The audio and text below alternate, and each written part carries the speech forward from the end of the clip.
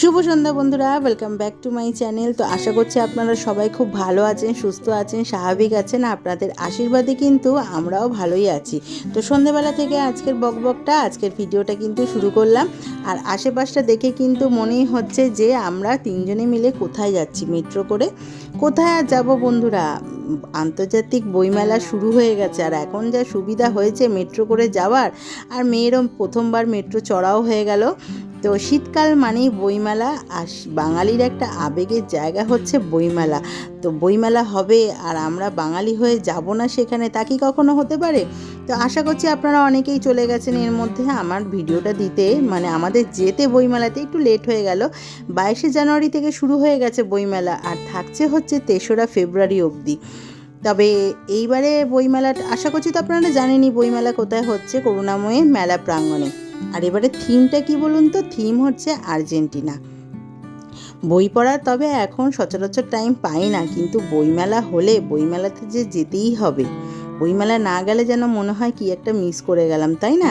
তবে মেয়ের আবদারে আর আমারও কিন্তু যেতে ভালোই লাগে বইমেলাতে। আর আমরা যেদিনকে গেছিলাম সেটা হয়তো 3 নম্বর দিন কি 4 নম্বর দিন হবে, মানে বইমেলা স্টার্ট হওয়ার। তো ভিড় কিন্তু সেরকম ছিল না, তবে এইটুকুনি ভিড় কিন্তু আশা করাই যায়, তাই না? আমরা বাঙালি হয়ে, বাঙালি বই প্রেমী যারা, তারা বইমেলা বসবে আর যাব না সেখানে, তা কি কখনো হতে পারে? তবে দেখবেন বইমেলায় গেলে কিন্তু শুধু যে বই কেনা তা কিন্তু না, অনেক বন্ধু বান্ধব সবার সাথে কিন্তু দেখা হয় যারা বই পড়তে ভালোবাসে। আর বইমেলা গেলে একটা আকর্ষণীয় জিনিস, সেটা হচ্ছে এই যে এদের সাথে দেখা হবে না বইমেলাতে গেলে, তা কি কখনো হয়? তো ঠিক তাই, আশেপাশটা একটু ঘুরে, অনেক তো স্টল, সব স্টলে যাওয়া সম্ভব হয়নি বন্ধুরা। তবে আমি আমার জন্য কিছু পার্সোনালি কোনো বই কিনিনি, কিনা হয়েছে আমার মেয়ের জন্য। আর মেয়ে তো বন্ধুরা আগে গেছিলো বলে ওরা স্টল বলে দিয়েছিল, সেই স্টলেই গেছিলাম। সব স্টলে সত্যি বলছি ঘোরা হয়নি, মানে সুযোগও পাইনি। আর ঘন্টু বাবার জন্য একটা বই কিনেছি।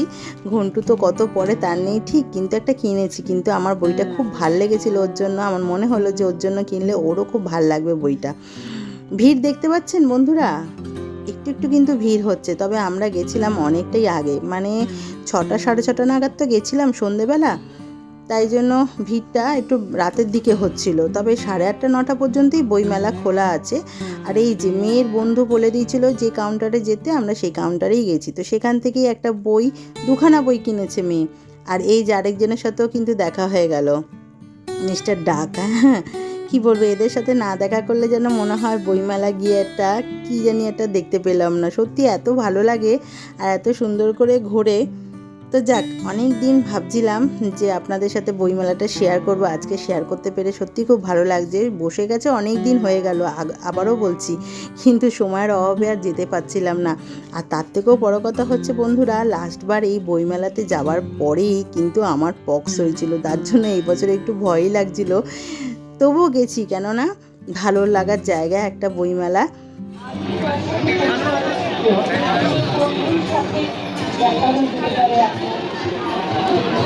কিংবা অনেকদিন আগে হয়তো পড়াশোনা করতেন, তার সাথে দেখা হয়ে যেতে পারে। এরকম অনেক হারিয়ে দেওয়া বন্ধু আবার নতুন করে এই বই মেলাতে কেন্দ্র করে। তাই বই মেলা শুধু যে বই কিনবেন, বই দেখবেন তা নয়, বইমেলায় এলে আপনি বন্ধু পাবেন, নতুন বন্ধু পাবেন।